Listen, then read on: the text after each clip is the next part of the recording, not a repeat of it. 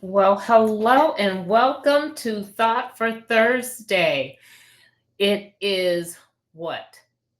Friday Eve, and I'm so happy to be here with you. This, of course, is the part of the podcast where we come to you on Thursdays just for about 15 minutes to give you some information on some areas in which you can definitely use some input. We usually leave you with 5 tips when we're finished with this, things that you can go out and apply when you are dealing with a certain situation, when you are needing some answers in order to make a difference in what it is that you're dealing with in life. So, today we are talking about how self care or how discipline is really the new self care. And you say, well, really, how does that work? How is it that discipline is the new self care? Well, much of what we need to do in our lives in order to make sure that we are taking care of ourselves really does require some kind of discipline, doesn't it? We don't always see it that way, but it's usually the discipline that's needed in order to make the changes and to stick with the changes that we make in order to make our lives better, in order to make sure that we are taking care of ourselves. This we're going to talk about today is how showing up for yourself really consistently is one of the most loving things that you can do in this season of reinvention. You know, we're in the middle of our summer school series, and this just complements what our whole theme is for this week. So, we've been taught that self care is really like bubble baths and spa days and quiet time. And I'm here for that. Trust me, I am here for all of that. But today, I really want to challenge you with something deeper and really talk about the fact that discipline is really what is needed if you're even going to approach self care. Because when you show up for yourself, and when you do this consistently, intentionally, and without apology, that's really love in action. It's not always glamorous. It doesn't always feel good, but discipline really is powerful. And in the season when you're trying to reinvent, you really need to know what it is that needs to be the fuel to keep you motivated. It's about creating some daily patterns that say, for example, you matter, that say your future is really worth protecting and your peace is your priority. So much lately has really kind of stolen our peace or provided a way in which our peace can be stolen. We really need to do what's necessary to preserve that. So, the real reason that we kind of struggle with discipline, though, is because it's hard. It feels like work at times when you're really trying to make sure that you put things in place that's going to keep you on track. It Discipline really does create structure, though, doesn't it? And for those of us who are juggling families and careers and caregiving and who knows what else, discipline almost sometimes feels like something else that we have to put on our plate, but it really shouldn't be seen that way. It really doesn't drain you, it really protects you. Like I said, it creates structure. It helps to bring about clarity. And most of all, it really does give your future a foundation, something that you can build upon when you've got that discipline there and you know that it's a sturdy foundation upon which you can build. So, why is it a form of self care? Let's talk about that for just a second. Because when you discipline yourself, you really shut down work at a set time. What are some other examples? You get to bed earlier. You may say no to distractions. I've often talked about the importance of giving things your best yes. Well, that best yes frequently requires a no, a good no. Um, what else? It's a form of self love because when you show up for your goals, that is so important. And with discipline, you're going to show up for your goals even when no one is watching. Why? Because you are disciplined, you have it set in your mind, you have made a commitment to actually carrying through no matter what. So, discipline really kind of says, I love myself enough to do whatever is needed, whatever is best for me, even when I don't feel like it. When you really have to force yourself into things that's good for you. And that's a deeper kind of self-care, isn't it? Okay, so now let's talk about how it is that we're going to make discipline feel good. So let's kind of move it out of that land of guilt, because I already said that sometimes we feel as though it's something else we put on our plates. We don't feel that we need to do certain things. Discipline means maybe doing some things that are good for us. We don't always feel that we are deserving of the things that are good for us. How is it that we can kind of get out of that land of grind and bring it into a land of grace and growth?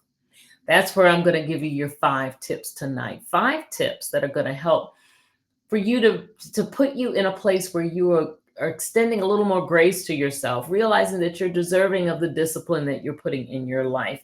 And these tips are also going to help you to stick with remembering you need the discipline, and it really, really is okay. So, what's the first tip that I want to give you? Well, start small. I always kind of put that in there. Kind of first up, you want to make sure that you choose one habit that you can repeat daily. All right. So start small. You don't want to put 20 things on your plate and then be overwhelmed and disgusted and discouraged when you cannot do all 20 of them. Put that one thing there. And then what you want to do is stack it onto something that you already do. So perhaps you like to wind down in the evening with some type of aromatherapy bath or some type of aromatherapy shower. Well, then something else that you stack on top of that is giving yourself 15 minutes after that shower to just kind of wind down with some music or something that you're already doing. This is creating a ritual for yourself that you're going to be able to wind down, turn your brain off at the end of the evening so that you can get the rest that's needed to be rejuvenated to get up and do all that you need to do the next day. All right. So, kind of showing you how one thing put on the other really leads to benefits. What else? Create loving boundaries. And that's kind of where that whole grace piece of it comes in. Discipline really does mean um, it really does mean protecting your time in many instances. So set loving boundaries. For example, no work emails after dinner. Eek, guilty. Yeah, something that I need to work on. That's why I threw that one in there so I could hear it, and then perhaps it'll stick with me a little more and I'll make sure to do what I need to do to eliminate those things. 30 minutes of quiet time before bed. So that means you're going to block out that time. That's the first thing you have to focus on. Block out that time. You know, give yourself the 15 minutes. Let people in your house know, at quarter to 10, I'm going upstairs and I'm not coming back down. And that can be an indication, or that can be basically their notice that you're shutting things down and you're going up. So create the boundaries, but do it lovingly so that you don't feel that you are crunching, or that basically you're not going to do it if you don't do it with some grace in there. Make it visual. That's another thing. You hear about people who are different kinds of learners. Well, make that self care, make that discipline visual. What do I mean when I say make it visual? Use a journal. We're back to that. I think just about every one of the Thought for Thursdays, we put a journal in there somewhere. If it's not every one, it's about every other one, because it is so important to document and to see these things in order to make the change that you need to make. So visual proof of your progress really does keep you going, even when motivation fades. Make it visual. Make it something that you can come back to. Make it something that you can see and go, ah, so that's what this is. I remember I need to do this. I'm going to do this. I'm going to make it a priority. What else do you need to do? Reframe, reframe those hard days. There are going to be days, when you're going to be off, even with the discipline, even with trying to put together these steps that I'm talking about. It's not all going to work out just fine and all going to be right every day. There are going to be days when it's really going to be a push. There are going to be days when you're going to miss the mark. But the important thing is to commit to yourself. Don't quit. Say this instead. I didn't fail. All right. I'm learning to show up in a new way. Um, Today, my process, although it still works, I didn't make it work quite the way that I need it to work today. So you don't throw everything out. You don't speak negative of what you've put in place. You just really kind of put a more positive spin on the fact that things didn't go exactly the way that you wanted it to. It was a hard day and you really missed it. It was a hard day and you didn't get up and do the things that you need to do as far as exercising and getting those endorphins going so that you can get your brain triggered to do the things that are harder, the things that are going to require the concentration, the things that are going to require more of you than, or perhaps some things of you that you don't really want to do. All right. So reframe how you talk about those days, reframe how you approach those days.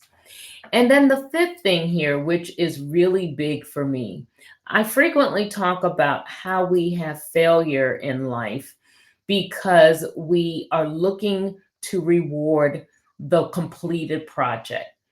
Don't focus on that. Reward the follow through and not just the finish. Know that just because it did not happen today doesn't mean it's not going to happen. And sometimes just that little bit of encouragement that you give yourself when you finally get a full day of your discipline in and you get it right and you hit the mark, sometimes just that little bit of encouragement will help you to get to the next day so that you can get on to the next discipline mark or the next discipline milestone that you have put in place. So it's important to know that you will feel better about things if you reward the small things. I often talk about how it's important to reward the small things, even in weight loss. Don't wait until you get to the 10 pounds to do the huge reward, the huge recognition for yourself. Reward yourself for that 1 pound, those ounces sometimes. Even though it doesn't seem like a whole lot, well, guess what? It's more ounces than you had lost the day before. So make sure that you focus in on that so that you will know the importance of the smaller stepping stones, all right, and how they feed into the larger ones.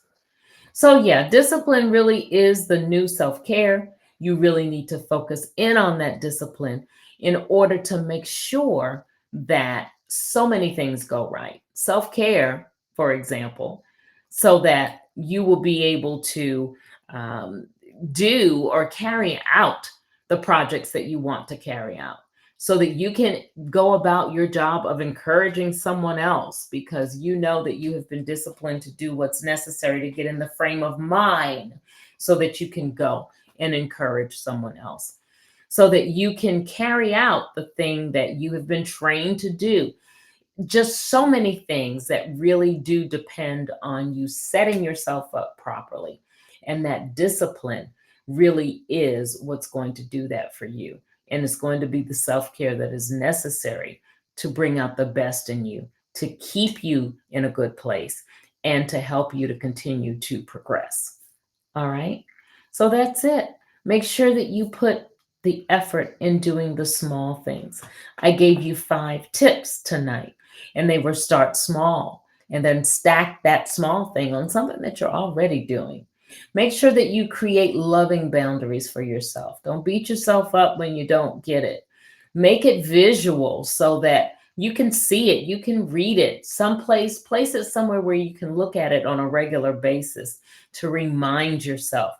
Reframe those hard days. Watch what you say about them.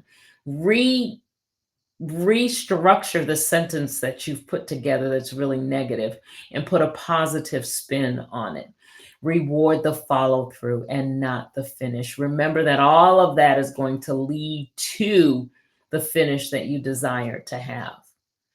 Listen, this is it for tonight or today. Whenever you listen to this, make sure that you go out and you have a great rest of the day. Remember to be authentically yourself, knowing that you really are the best version of yourself. There's a new podcast that's out that you can catch over on my YouTube channel at Alethea Tucker. You can also catch that on your favorite streaming platform, such as Spotify, CTR Media, or iHeart even. Make sure that you go out and listen because I'm talking about how self-care is holistic with my guest, Nadim Samir. And it's somebody, and it's a conversation that you definitely want to hear.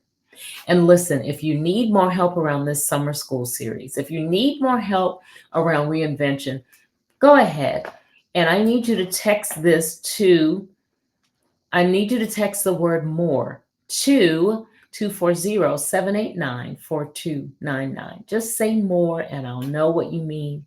And I'll definitely reach out, get in touch, and make sure that you have what's needed in order to get to the next level. All right, that's it. Have a great one.